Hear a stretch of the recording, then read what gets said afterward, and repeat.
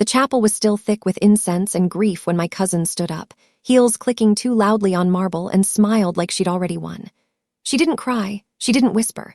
She announced loud, smug, venom-sweet that the house was hers now, inherited, final, done.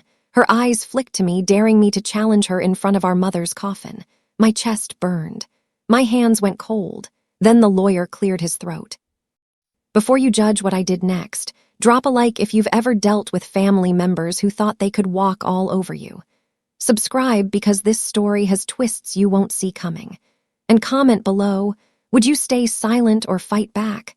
Let me know before I tell you how this ends. The funeral home smelled like lilies and old wood.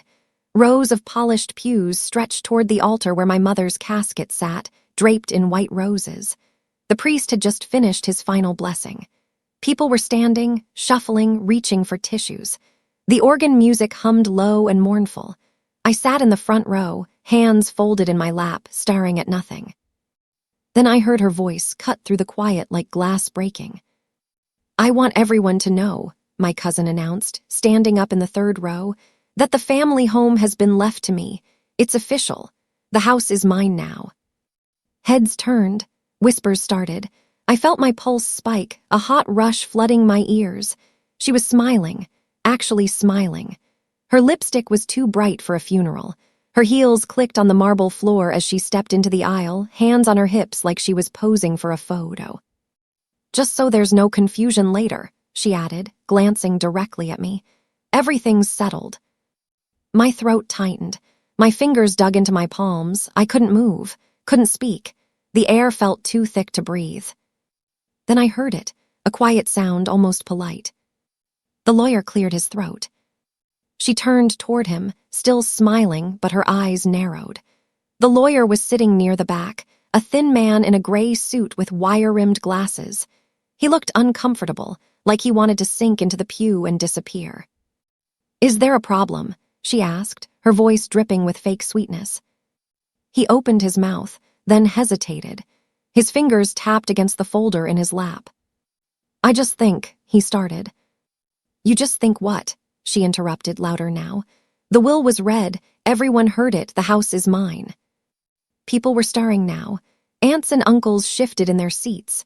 My cousin's mother, my aunt, looked proud, nodding along like this was some kind of coronation. The lawyer glanced at me, just for a second. His expression was careful, almost apologetic. "There are conditions," he said quietly, "that need to be discussed privately." She laughed. It was sharp and mean. "Conditions, please." My mother made sure everything was clear. "Nice try, though." She turned back to the crowd, dismissing him entirely.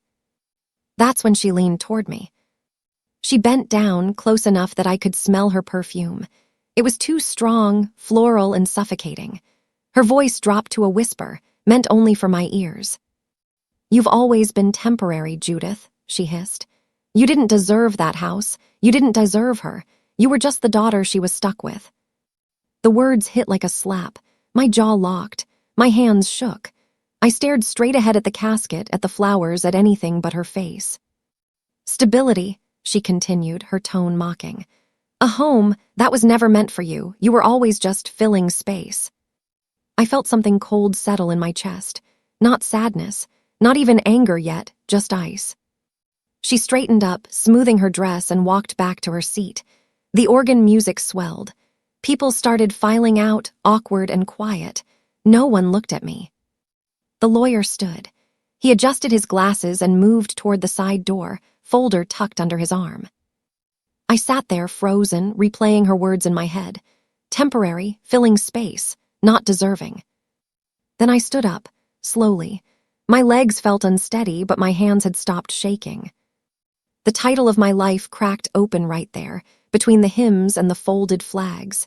At the family funeral, my cousin announced she inherited the house. Then the lawyer interrupted, and that interruption would become the fault line of her downfall. This wasn't just about a house anymore. It was about every time I'd been dismissed, overlooked, underestimated. Every time my calm demeanor had been mistaken for weakness. Every time someone assumed I wouldn't fight back because I didn't fight loud.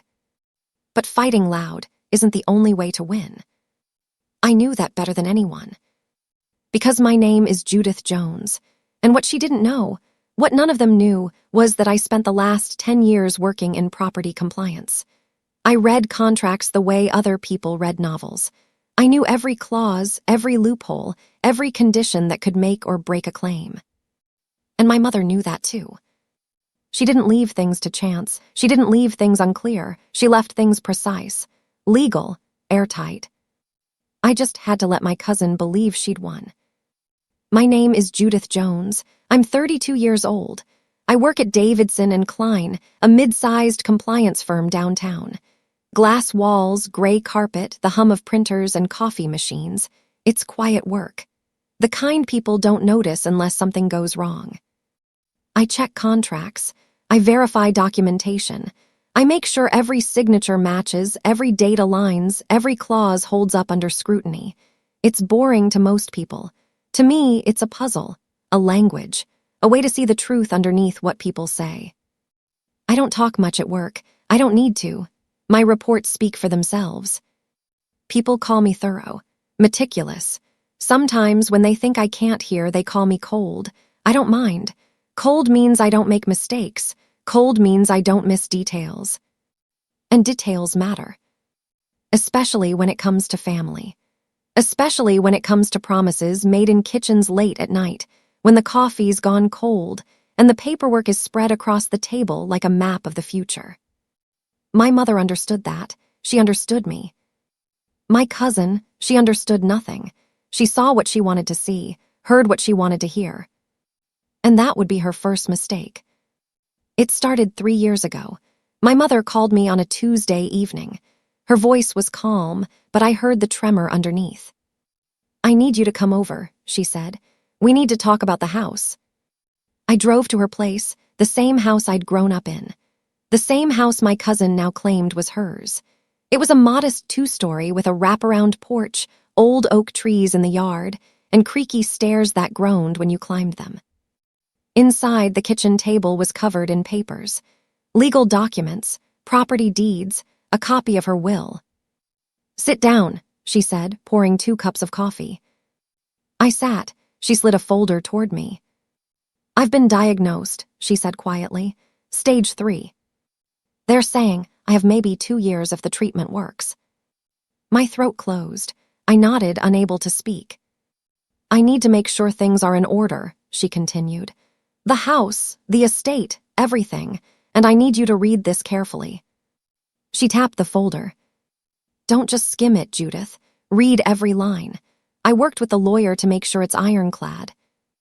I opened the folder. My hands were steady even though my heart wasn't. The document was dense, full of legal terminology and clauses that most people would skip over. But I didn't skip. I read every word. There it was, buried on page 7, a condition tied to the inheritance of the house. The primary heir must provide documented proof of continuous residency and property maintenance over a minimum period of 18 months prior to the testator's death. Failure to meet this requirement will result in the property reverting to the secondary heir. I looked up at my mother. Who's the primary heir? Your cousin, she said, technically. My stomach dropped. Why? Because her mother insisted. Because family politics are exhausting and I was tired. She sighed. But I also know your cousin. She talks a good game, but she doesn't follow through. She'll claim it, Judith, but she won't earn it. And the secondary heir. She looked at me. You. I sat back in my chair. So if she doesn't meet the conditions. Then it's yours, my mother said. Legally, automatically, no contest. Did she read this? My mother smiled faintly. She signed it, but reading, that's not her style. I went back to work the next day. My desk sat near the window, overlooking the city. Spreadsheets glowed on my monitor. Stacks of files waited for review. My boss, Margaret, stopped by my cubicle. You okay, Judith? You seem distracted. I'm fine, I said. Just family stuff. She nodded. Let me know if you need time off. I didn't need time off. I needed to focus, to think, to plan. At lunch, I pulled up the county property records database. Public information. Anyone could access it. I searched for my mother's address. The ownership records showed her name, but the maintenance logs were public too. Utility bills, tax payments, inspection reports. I started taking notes, dates, payments, patterns.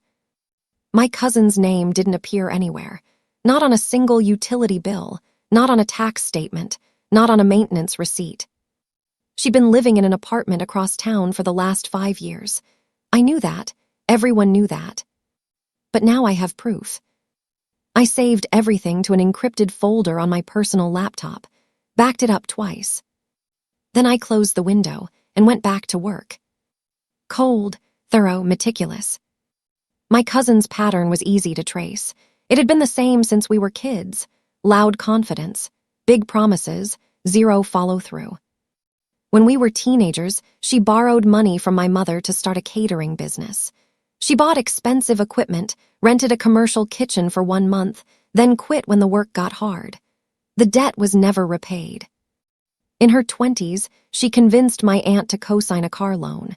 6 months later, the car was repossessed. My aunt paid off the balance. Last year, she claimed she was investing in a wellness startup. She posted about it constantly on social media. Photos of green juice and yoga mats. Hashtags about empowerment and growth. The startup folded in 4 months. She never mentioned it again. But the photos stayed up. The illusion of success remained. That was her skill. She could sell a story. She could make people believe she was thriving, even when she was drowning. And she'd been selling the story of the house for months, dropping hints at family dinners, talking about renovations she'd make, painting herself as the rightful heir. But stories don't hold up in probate court. Facts do. I went back to the lawyer's office 2 weeks after the funeral. His name was Edward Callahan. He'd been my mother's attorney for over a decade. The office was small, dark wood furniture, bookshelves lined with legal texts, a window overlooking a parking lot. He gestured for me to sit. "I'm sorry for your loss, Judith," he said. "Thank you." I placed my bag on the floor. "I want to talk about the will, specifically the condition on page 7. He nodded slowly. "I was hoping you'd come in." "My cousin doesn't meet the residency requirement," I said. "She hasn't lived in that house for 5 years. She hasn't paid a single utility bill. She hasn't maintained the property." "I know," he said.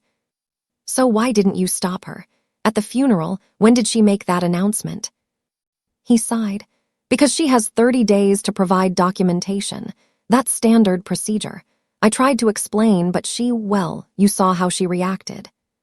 She thinks she's already won." "Yes." I leaned forward. "What happens when she can't provide the documentation?" "Then the property reverts to you, automatically, as outlined in the will." "And if she tries to fake the documents?" His expression hardened. "Then it becomes a fraud, and fraud is a crime." I sat back. My pulse was steady now. My hands were still. "Good," I said. I didn't sleep that night.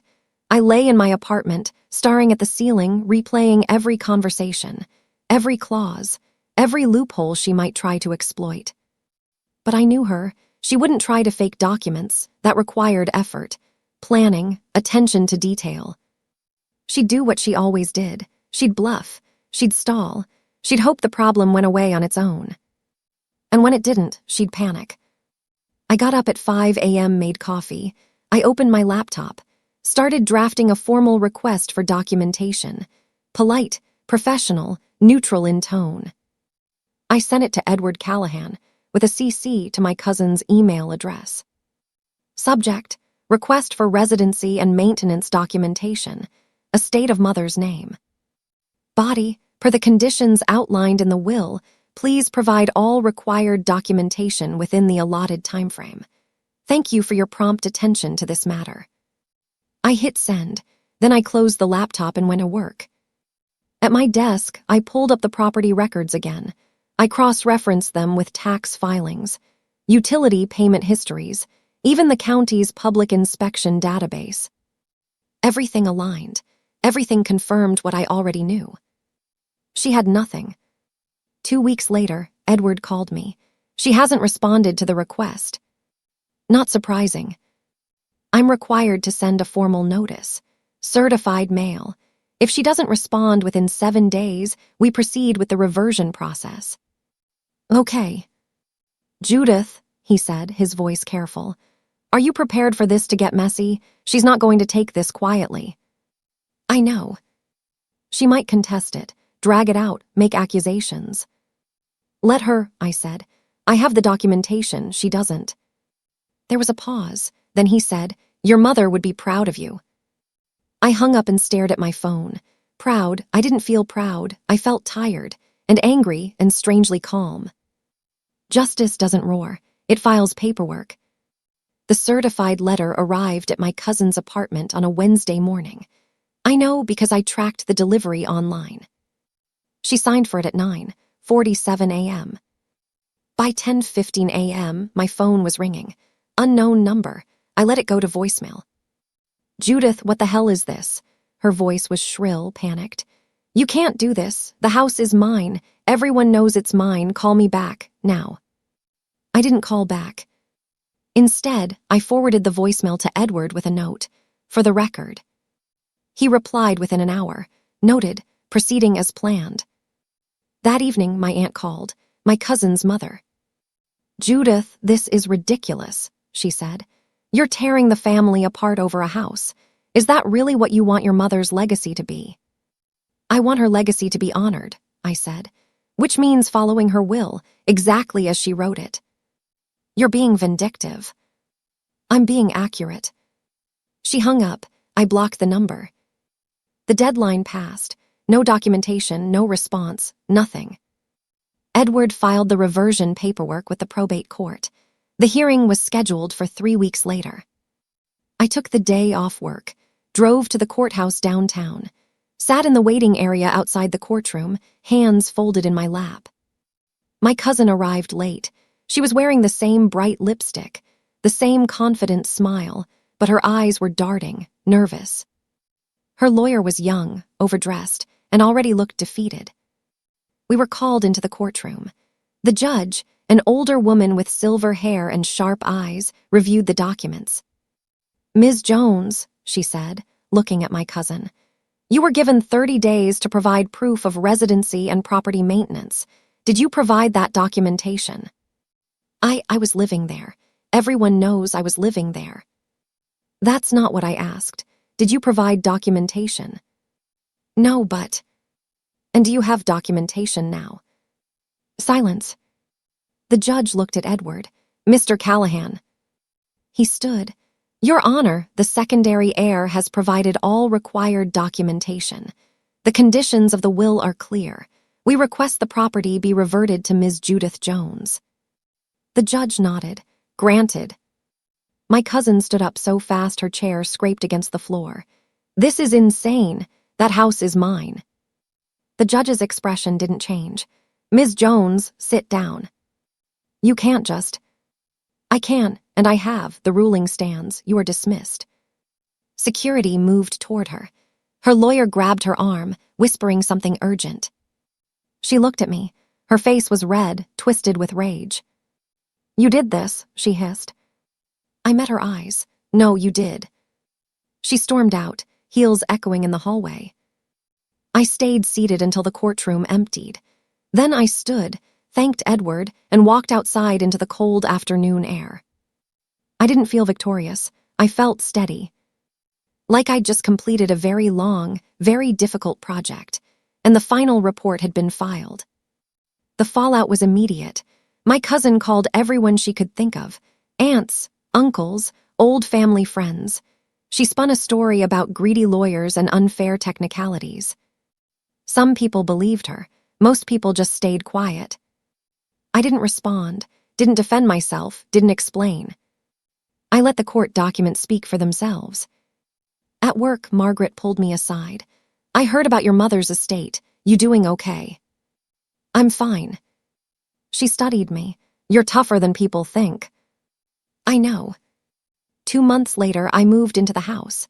It was strange at first, walking through rooms I'd grown up in, seeing my mother's furniture still in place. But it was mine now, Legally, irrevocably. I didn't repaint right away. I didn't change anything major. I just existed there. Let the space settle around me. One afternoon, I was sitting on the porch when my phone buzzed. A text from an unknown number. "I hope you're happy. You destroyed me." I stared at it for a long time. Then I deleted it, blocked the number. She hadn't been destroyed. She'd been held accountable. There's a difference. Months passed. The house became home.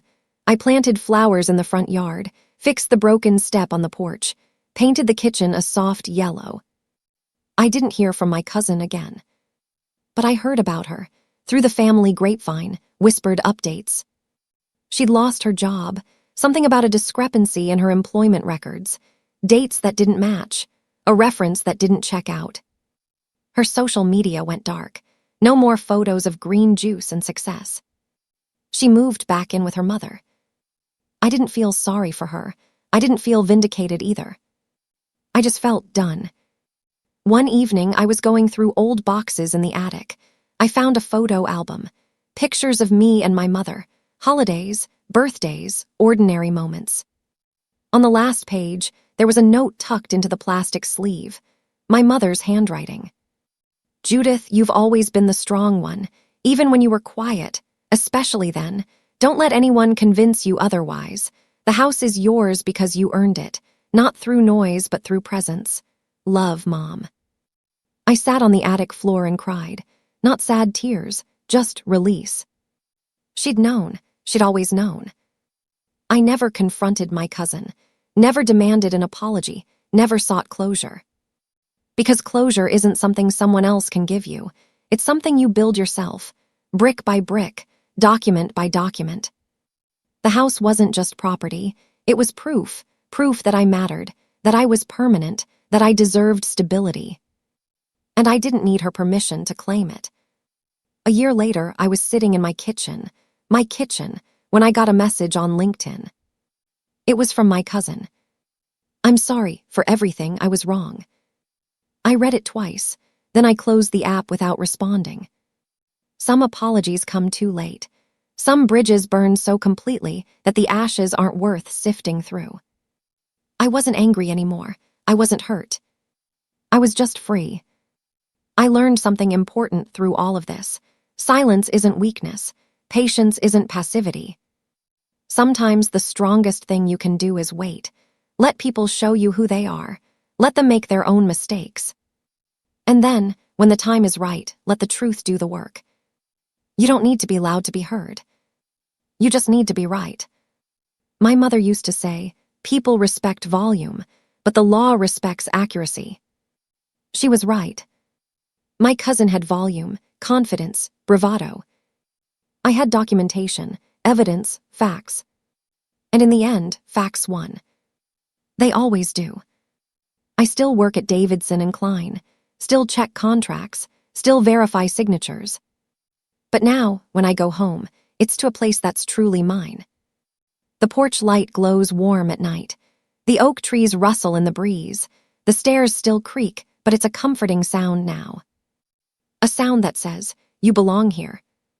So that's my story. The house is mine. The past is settled. The future is quiet. I didn't win by being the loudest. I won by being the most prepared. And that's a lesson I'll never forget. What would you do in this situation? Would you fight for what's rightfully yours or walk away to keep the peace? If this story resonated with you, hit that like button. It helps more people find these stories. And subscribe so you don't miss what happens when justice is served quietly. Drop a comment below and tell me, have you ever had to stand up to family? I'd love to hear your story. Until next time, remember, sometimes the quietest voice is the strongest one.